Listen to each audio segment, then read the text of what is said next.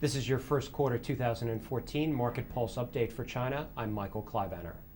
The property market is once again taking center stage in the outlook for China's economy. First quarter growth slowed to 7.4%, and people are talking about a hard landing and a property bubble.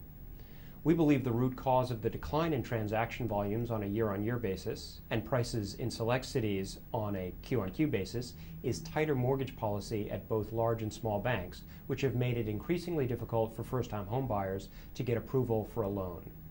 Prices have held firm in Tier 1 cities, but a handful of Tier 2 cities such as Hangzhou, Nanjing, and Ningbo, as well as some of the Tier 3 cities such as Changzhou, have seen projects discounted by developers.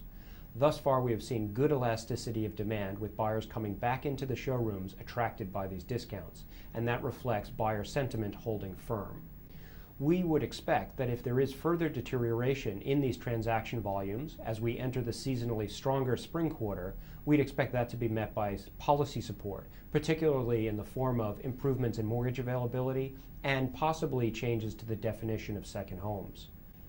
In the office sector, rents declined on a year-on-year basis in 7 of the 20 cities that we track most closely, with Chengdu having the most sustained decline at 7.6% down due to substantial amounts of new supply and relatively high vacancy rates.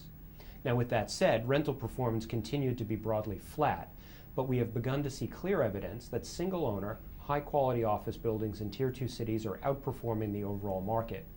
With financing for developers continuing to be quite tight, many developers have chosen to sell their office projects on a strata title basis in order to raise capital, and that's leaving less competition for the single-owner buildings.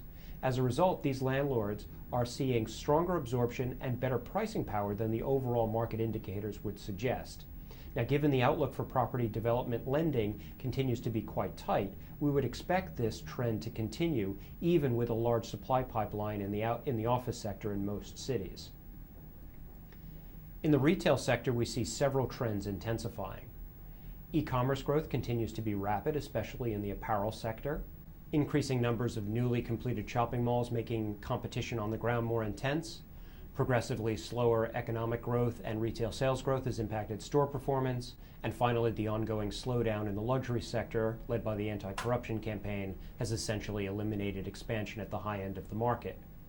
Interestingly, this has resulted in two clear phenomena. First, new malls, especially in non-core areas, are having to offer increasingly generous terms to attract tenants and push up occupancy. They're also taking longer to reach a point of stabilization. Now it's taking typically about 3 years to reach that point of stabilization. Second, much like retail in the rest of the world, the winners, the best malls in China, continue to do very well. It's really winner take all. Tenants are extremely keen to get into these top malls and are willing to pay high rents when space does become available. Landlords of these high-quality buildings are able to push rents up aggressively, even in the face of increasing competition. That was your 1Q14 market update for China. We'll see you again next quarter. Thank you.